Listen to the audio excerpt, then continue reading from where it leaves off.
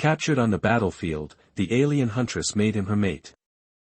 The research outpost burned behind Niara, columns of dark smoke climbing into the purple-hued sky like fingers clawing for escape. She clutched her sample case to her chest, the only salvaged piece of her 3 years of xenobotanical research on this remote planet. Her breathing came in shallow gasps, the sting of smoke and fear making each breath a conscious effort. 6 hours ago, she'd been cataloging fluorescent spores from the western marshlands. Now she was a survivor, possibly the only one. The sound of movement froze her mid-step. Something large was approaching through the tall crimson grasses that surrounded the compound. Niara dropped to a crouch, her heart hammering against her ribs. She had no weapons, xenobiologists weren't issued combat gear. Her thin environmental suit offered no protection against whatever was stalking her. The grasses parted. A figure emerged, tall and powerful, skin the color of burnished copper marked with intricate white tribal patterns. Not human, but humanoid. A Draven. Niara had studied reports of the indigenous nomadic tribes, but the research team had never made contact. The Draven were notoriously territorial, though they typically avoided human settlements rather than attacking them.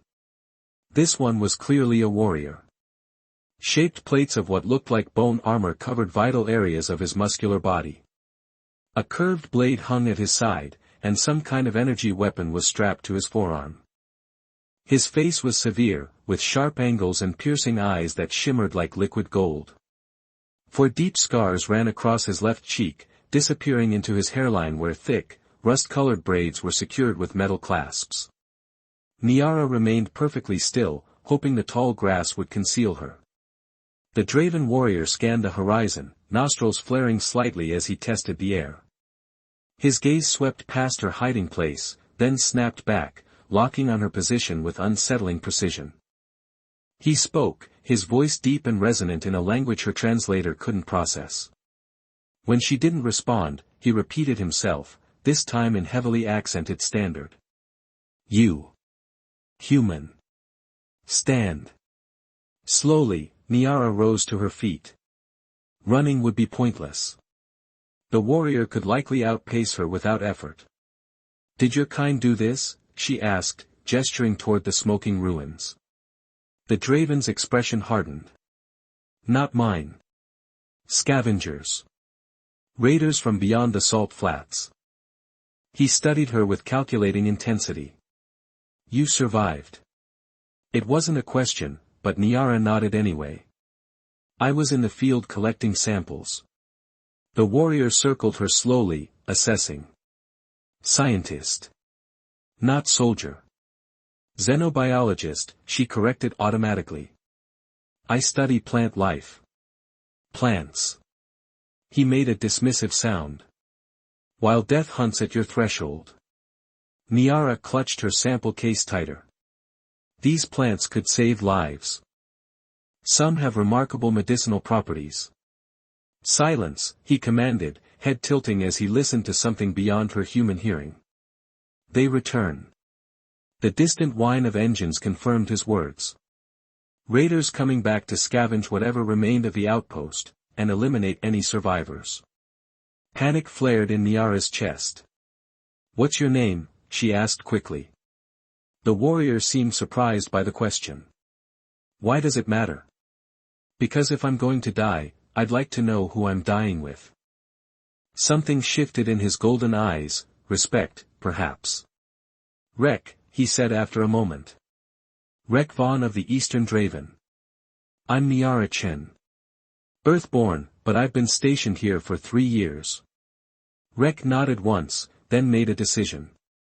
You will not die today, Niara Chen. In a fluid motion, he unsheathed his blade. Niara flinched, but instead of striking her, he cut a path deeper into the grass, away from the outpost. Follow close, he commanded. Step where I step. The grasses remember, they will rise again behind us and hide our path. Niara hesitated. Why help me? Rek's expression remained unreadable. The raiders attack my people too. They take resources, destroy what they cannot carry. His gaze drifted toward her sample case. Knowledge is power. Perhaps your plants hold value. It was pragmatic, not compassionate, but Niara would take survival however it came. Where are we going? She asked, following him into the grass. The Ashlands. Dangerous, but the raiders fear it. We will be safe until nightfall. Rek paused, looking back at her. If you keep pace. The challenge in his voice was clear. Niara straightened her shoulders. I've survived 3 years on this planet, Rek Von. Don't underestimate me. For the first time, something like amusement flickered across his severe features. We shall see, plant scientist. As they disappeared into the swaying crimson sea, the engines grew louder behind them. Niara didn't look back at the smoking ruins of her former life. Whatever lay ahead, wherever this warrior was leading her, it was her only path forward now. The Ashlands lived up to their name. Gray, powdery soil crunched beneath Niara's boots as she struggled to match Rek's relentless pace.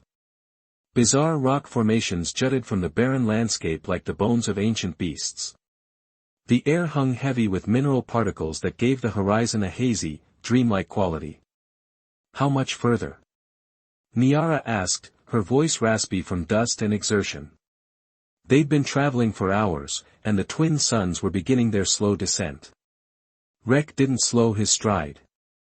The raiders will not follow here, but other dangers lurk. We must reach the stone shelter before darkness. What kind of dangers? Niara forced herself to keep pace despite her burning muscles. The kind that hunger for soft flesh, Rek replied matter-of-factly. The Ashlands hold creatures adapted to this wasteland. They hunt by vibration and heat. Niara shuddered. Her scientific curiosity wanted to ask more, but her survival instinct kept her silent, focusing instead on placing each foot carefully to minimize noise. After another hour of walking, Rek suddenly raised his hand, signaling her to stop. He dropped into a crouch, golden eyes scanning the terrain ahead. Niara followed his gaze but saw nothing unusual among the ash dunes and stone spires. What is it? She whispered. Scavengers, he murmured. Not raiders. Something else. Now Niara could see them, 3 hunched figures moving among the rocks several hundred meters ahead. They seemed to be sifting through the ash, occasionally placing objects into pouches at their waists. Kariki, Rek explained. Salvagers. They collect technology from ruins and abandoned outposts. Are they dangerous? Rek's expression darkened. They trade with anyone who pays, including raiders. If they see you, word will spread. He motioned for her to stay low as they circled wide around the salvagers, using the larger rock formations as cover. Just as Niara thought they'd passed safely, her foot dislodged a cascade of loose stones. The small avalanche echoed across the quiet wasteland. The Kariki immediately stopped their scavenging, heads swiveling toward the sound. Run, Rek hissed, grabbing her arm and pulling her into a sprint.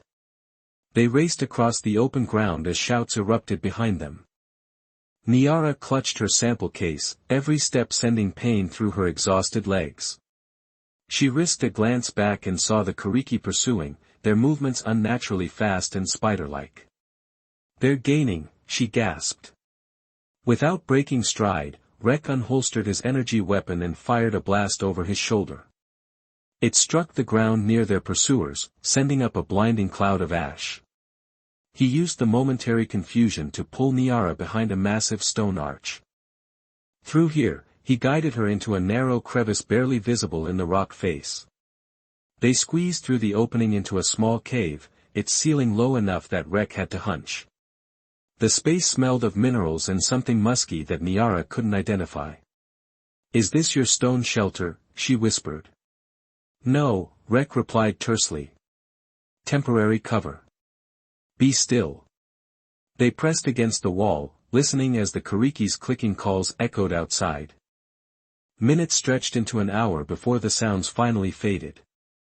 They've gone to alert others, Rek said grimly. We cannot linger.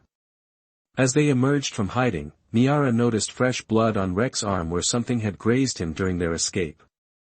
"You're injured," she said, reaching for her sample case. "I have medical supplies." Rek glanced at the wound with disinterest. "It's nothing." "Infection is something," she countered, already extracting a small medkit. "Even for Draven warriors." To her surprise, he allowed her to clean and dress the wound. His skin was warmer than human temperature, and beneath her fingers, she could feel the rapid beating of what must be his hearts, plural, if her xenobiology studies were accurate. "Your kind fears blood," he observed as she worked. "Some do," she admitted. "I've spent too many years in the field to be squeamish." Rek studied her with renewed interest. "You are not what I expected, Niara-chin." "What did you expect?" "Weakness. Fear." His golden eyes held hers. "Humans who come here take without understanding. They see only resources, not life." Niara secured the bandage and stepped back. "That's not why I came. I wanted to understand this world's ecosystem, how everything connects. My research could have helped both humans and Draven." "Noble words," Rek said, but without mockery. "Actions will prove their worth." They continued their journey as the sun sank lower, casting long shadows across the ash plains. The stone shelter Rek had mentioned turned out to be an ancient structure, half buried in the gray soil. Its architecture suggested neither human nor Draven origin. "The old ones built this," Rek explained as they entered. "Before either of our kinds walked this world." Inside, the temperature was significantly cooler. Strange symbols covered the walls, glowing faintly with bioluminescence. Niara wanted desperately to study them, but exhaustion was rapidly overtaking her. Rek secured the entrance and began laying out dried provisions from a pouch at his belt. He offered her a strip of something leathery and dark. "Eat. Then rest. Tomorrow's journey will be longer." "Where are we going?" Niara asked, tentatively tasting the strange food. It was bitter but not unpleasant. "To my people," Rek said after a contemplative pause. "The settlement lies 3 days from here, beyond the shimmering plains." "And then?"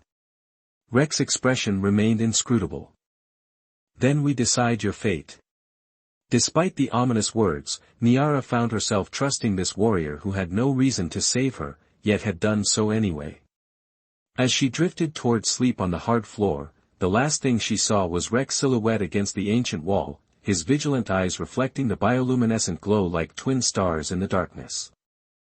The abandoned temple rose from the shimmering plains like a forgotten monument to gods no one remembered. Its weathered spires caught the midday light, scattering it in prismatic rays across the landscape. Rek had insisted they stop here for shelter during the hottest part of the day, when the plains became treacherous with heat mirages and toxic vapor releases. Inside, the air was cool and still. Massive columns supported a ceiling so high that Niara could barely make out the intricate carvings above. They had been traveling for 2 days now, and a cautious familiarity had developed between them, born of shared dangers and silent cooperation. "This place is incredible," Niara murmured, running her fingers along the wall's engravings. Her scientist's mind catalogued the symbols, noting patterns that might indicate language. "The singing temple," Rek said, setting down his pack. "When the seasonal winds come, they pass through these chambers and create music." "Your people built this?" "No." Rek shook his head. "The Draven came to this world as you did, visitors who stayed. The old ones were here first, but they vanished long ago." Niara absorbed this information with surprise. The research databases had classified Draven as indigenous. "I didn't know your people were also settlers." "Is that what your kind calls taking a world?" Rek asked, though without hostility. "Settling. Sometimes," Niara admitted. "Though, colonizing, is more accurate, with all its problematic history." Rek nodded, seemingly appreciating her honesty. He began creating a small cooking fire near a natural ventilation shaft, his movements efficient and practiced. When my ancestors came, this world was already empty of its builders, he explained. We learned to live within what remained, not to remake it in our image. The subtle critique wasn't lost on Niara. Human expansion rarely preserved what came before. Not all humans approach new worlds the same way, she said softly. Some of us want to understand, not conquer. Rek looked up from his fire, his golden eyes reflecting the flames. Is that why you study plants while your kind builds weapons outposts? Research outpost, Niara corrected automatically. We were studying potential medicines, not weapons. She hesitated. Though I can't speak for what other facilities might be doing. Rek added something to the small pot he placed over the fire, filling the chamber with an aromatic scent that made Niara's stomach rumble. Since the attack, they'd been surviving on dry rations and whatever Rek could forage along their path. Sit, he instructed. Food first, then truth. They ate in companionable silence, a stew of roots and what appeared to be small reptilian creatures. Niara had long ago learned that off-world assignments required dietary flexibility. After they finished, Rek surprised her by producing a flask of amber liquid. Fermented sap of the thunder trees, he explained, offering it to her. It loosens tongues and eases pain. Niara took a cautious sip. The liquid burned pleasantly going down, leaving a sweet aftertaste reminiscent of maple and cinnamon. Why did you save me? She asked, the question that had been lingering since their first encounter. You could have left me for the raiders. Rek took back the flask, considering her over its rim as he drank. At first, practicality. You might have knowledge useful to my tribe. He paused. Then, curiosity. About me? About whether you were like the others. The ones who came with loud machines and louder promises. Niara leaned back against a column. And am I? No. The simplicity of his answer carried weight. You respect. You listen. You do not fear what is different, you seek to understand it. Coming from the stoic warrior, it felt like high praise. Niara found herself wanting to earn that assessment. Tell me about your people, she requested. The real story, not what's in our databases. Rek's expression softened, and for the next hour, he spoke of the Draven, their journey from a dying homeworld generations ago, their struggle to adapt to this harsh planet, their spiritual connection to the lands they now called home. He explained how the tribal markings on his skin told the story of his lineage and accomplishments, how the Draven valued harmony with their environment above technological advancement. In turn, Niara shared her own story, her childhood in the biodomes of a resource-depleted Earth, her determination to find sustainable solutions through xenobotany, her isolation at the research outpost where colleagues saw her as too idealistic. The samples I saved, she said, patting her case, they could help both our peoples. Some have remarkable properties, accelerated healing, resistance to toxins found on this planet. If we could cultivate them. Your outpost is gone, Rek reminded her gently. I know, Niara sighed. But the knowledge remains. Perhaps your people could use it. Rek studied her for a long moment. Perhaps. But tribal elders are suspicious of human offerings. Too often they come with hidden costs. Night had fallen outside, filling the temple with shadows. The temperature dropped rapidly, and Niara shivered despite herself.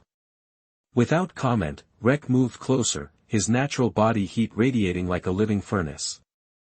Rest, he said. I will keep watch. As she drifted toward sleep, Niara realized something had shifted between them. What began as reluctant alliance had evolved into something more complex, a bridge of understanding spanning the gulf between their worlds. Rek, she murmured, already half dreaming. Yes. Thank you. For seeing me as I am, not what you expected. In the darkness, she couldn't see his expression, but his voice carried a warmth that hadn't been there before. Sleep now, Niara Chen. Tomorrow we cross into Draven lands. The shimmering plains lived up to their name as dawn broke. The ground itself seemed alive with light, microscopic crystals in the soil catching and fracturing the morning sun into countless tiny rainbows. Under different circumstances, Niara would have been collecting samples, documenting the unique geological phenomenon. Instead, she followed Rek's steady pace, both of them alert for danger. "We'll reach the outer markers of Draven territory by midday," Rek informed her as they crossed a shallow stream. "From there, we'll be watched." "By your people?" "Yes. Border guardians will report our approach before we arrive." Niara's stomach knotted with anxiety. "Will they welcome a human?" "Welcome? No." Rek's honesty was unflinching. "Accept, perhaps. You come with me, and I am Rek Vaughn, son of the chief elder. That grants some protection."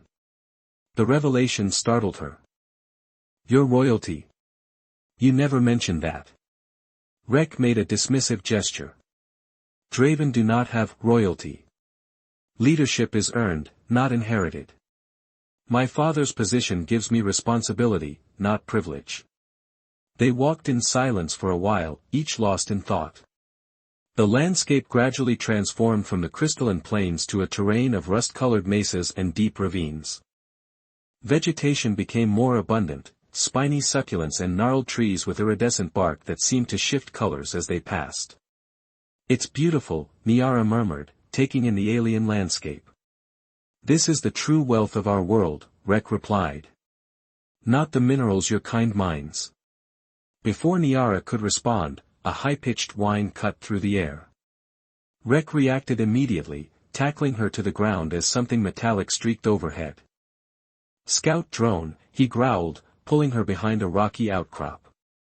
"Not Draven, human design." Niara's heart raced. "Raiders? Or your people searching for survivors?" His expression darkened. "Either way, trouble." The drone circled back, hovering at a distance as if scanning. Rek raised his energy weapon, but before he could fire, another blast came from somewhere to their left, striking the drone directly. It spiraled downward, crashing in a shower of sparks. Rek pushed Niara deeper into cover as four figures approached the downed drone. Even from a distance, she could tell they weren't Draven, their movements were too rigid, their forms encased in environmental armor. "Human military," she whispered, recognizing the distinctive silhouettes. "Special operations, by the look of those suits." Rek's grip on his weapon tightened. "Why would they be here?" "I don't know. The outpost wasn't military affiliated." Niara frowned. "At least, that's what I was told." One of the soldiers knelt by the drone, extracting something from its chassis. The others maintained a protective formation, weapons at ready. They were too far to overhear, but their professional efficiency was unmistakable. "We should go," Rek murmured. "While they're distracted." They began to retreat slowly when Niara's foot dislodged a stone. The small noise shouldn't have carried far, but the soldiers' enhanced audio sensors instantly picked it up. All four turned in their direction, weapons raised. "Run!" Rek urged, pushing her toward a narrow ravine. They sprinted as energy bolts struck the ground around them, sending up clouds of dirt and stone fragments. Rek returned fire over his shoulder, forcing the soldiers to seek cover. The ravine provided temporary protection, its twisting path making it difficult for their pursuers to get clear shots. "This makes no sense," Niara gasped as they ran. "Why would they fire without warning? We're not threats." "You know something they don't want shared," Rek suggested grimly. They emerged from the ravine onto a plateau overlooking a vast canyon. There was no visible path forward, only a sheer drop of several hundred meters. "We're trapped," Niara realized. Rek's eyes narrowed as he scanned their surroundings. "There." He pointed to a narrow ledge that wound around the canyon wall. "That path leads to Draven lands. The crossing is sacred, it will be defended." The ledge looked barely wide enough for single-file passage, with nothing but air between it and the canyon floor far below. But the sounds of pursuit growing closer left no time for hesitation. Rek went first, moving with surprising agility along the treacherous path. Niara followed, pressing her body against the rock face, trying not to look down. Her sample case bumped awkwardly against her hip as she inched forward. Behind them, the first soldier appeared at the canyon edge. Instead of following, he raised his weapon. "Rek!" Niara shouted in warning. The warrior spun around just as the soldier fired. Without hesitation, Rek lunged back toward Niara, shielding her with his body as the energy bolt struck his shoulder. The impact sent him staggering, his foot slipping on the narrow ledge. Niara dropped her precious sample case to grab him with both hands, her muscles straining as she fought to keep him from falling. For one terrifying moment, they teetered on the edge of oblivion, then Rek found his footing, pulling them both against the canyon wall. More shots peppered the rocks around them, but at that moment, horn calls echoed across the canyon. From concealed positions along the cliffs, Draven warriors appeared, returning fire with precision that forced the human soldiers to retreat. "You dropped your plants," Rek said, his voice strained with pain but his eyes fixed on the sample case now lying broken on a lower ledge, its precious contents scattered. "I chose you instead," Niara replied simply. Something profound passed between them in that moment, a recognition that transcended their different species, backgrounds, and loyalties. Without her samples, Niara had lost her scientific purpose for being on this planet. But somehow, holding Rek's gaze, that loss didn't feel like an ending. It felt like a beginning. Draven warriors helped them from the ledge, eyeing Niara with suspicion but deferring to Rek despite his injury. As they were escorted toward what appeared to be a settlement carved into the canyon wall, Rek spoke briefly in his native tongue. Whatever he said caused the other warriors to look at Niara with newfound curiosity rather than hostility. "What did you tell them?" she asked quietly. "That you chose a life over knowledge," Rek replied. "There is no greater honor among my people." As they entered the Draven settlement, Niara realized she had crossed more than just a physical border. Whatever came next, there would be no returning to her old life, but watching Rek walk tall despite his wound, leading her into his world, she found she didn't want to go back. The Draven settlement of Karithvon spread throughout the canyon like a living organism, structures of stone and woven plant fiber blending seamlessly with the natural rock formations. For 3 weeks, Niara had been both guest and curiosity among Rek's people, respected for saving their chief's son, but still viewed with understandable wariness. She stood now on a high balcony carved into the canyon wall, watching the community's daily rhythms below. Children with copper skin and golden eyes practiced combat forms under the watchful gaze of elders. Artisans worked with materials Niara had never seen before, creating tools and artifacts of surprising beauty and functionality. Despite their technological capabilities, evident in their energy weapons and communication systems, the Draven chose to live in balance with their environment rather than dominating it. "Your thoughts are loud," Rek's voice came from behind her. She turned to find him approaching, his injured shoulder nearly healed. Draven medicine, combined with their natural regenerative abilities, worked wonders that human science could only dream of studying. "I was thinking about choices," she replied. "How different peoples choose different paths with the same knowledge." Rek joined her at the balcony's edge. In the weeks since their arrival, something had shifted between them, a deepening connection neither had named but both acknowledged in subtle ways, a lingering glance, a casual touch, a shared silence comfortable enough that words became unnecessary. "The council has reached a decision," he said after a moment. "About you." Niara's heart quickened. She had been expecting this, knowing her presence created complications for the Draven. The human military's unexpected appearance had raised troubling questions about the true nature of the research outpost where she had worked. "They believe your account," Rek continued. "That you were unaware of any military operations." The recovered drone confirmed unusual activity at multiple sites across the territory, likely why the outpost was targeted. "And what happens to me now?" she asked quietly. "That depends on what you want." Rek turned to face her fully, his golden eyes serious. The council offers 3 paths. First, safe passage to the neutral trading port at Vel's Crossing. From there, you could arrange transport off-world, return to your people. The option should have appealed to her, a chance to resume her career, perhaps at another research station. Yet the thought left her cold. Second, sanctuary here, as a cultural liaison. You would learn our ways, help prevent future misunderstandings between our peoples. It would not be easy. Many still distrust humans. Niara nodded, considering. And the third option? Something changed in Rex's expression, a vulnerability she had rarely seen in the proud warrior.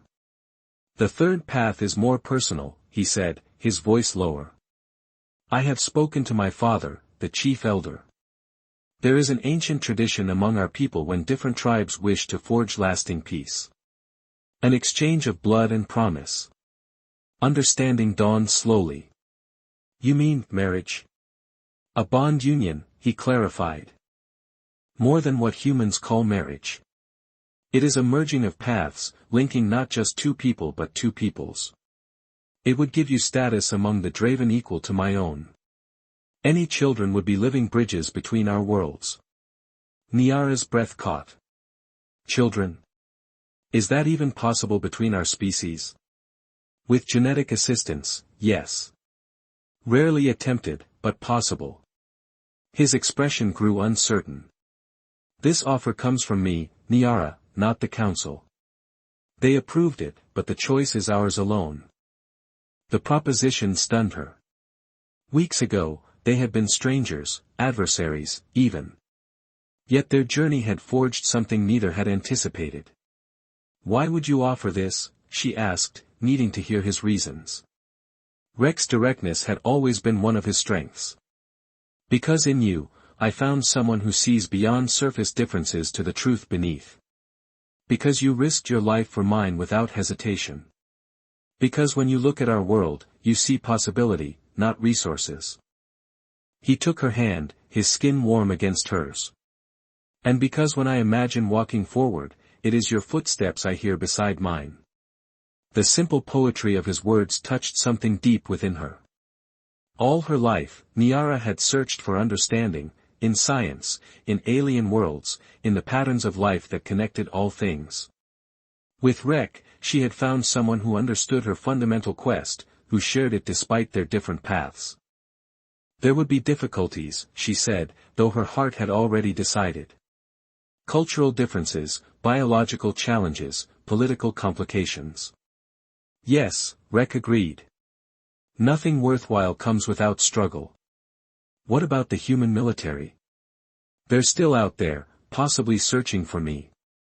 All the more reason to stay here, where we can face whatever comes together. His thumb traced circles on her palm. My people have defended this territory for generations. We know how to remain hidden when necessary. Below them, the life of the settlement continued, a community that had already begun to accept her, albeit cautiously. She thought of Earth, so distant now, and the research that had once been her sole purpose. The loss of her samples had initially felt devastating, but in its place had grown something unexpected, a first-hand understanding no laboratory could provide. I don't want to go back, she realized aloud. There's nothing for me there that compares to what I've found here. Rex's expression softened. Then stay.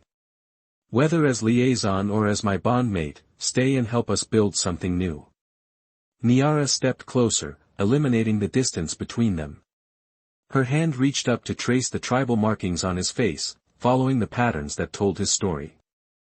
Soon, perhaps, her own skin would bear similar marks, symbols of a journey neither of them could have imagined when they first met among the ashes of her old life. Not liaison, she said firmly. Bondmate.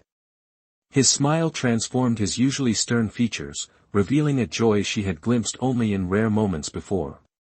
He pressed his forehead to hers, a gesture of intimacy among his people, and whispered words in his native tongue. What does that mean? She asked. It means, one path, 2 travelers, he translated. The traditional response to acceptance. As the suns began their descent into the canyon, casting everything in amber light, Niara and Rex stood together on the threshold between their separate pasts and their shared future.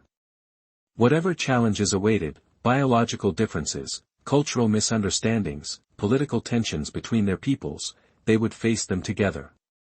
Far beyond the canyon, the research outpost lay in ruins, a chapter closed. Before them stretched a new horizon, undefined and full of promise. Like the pioneering xenobiologist she had always been, Niara prepared to explore it, not with scientific instruments and sample cases, but with an open heart and the hand of someone who had once been a stranger from an alien world, and who now felt like home.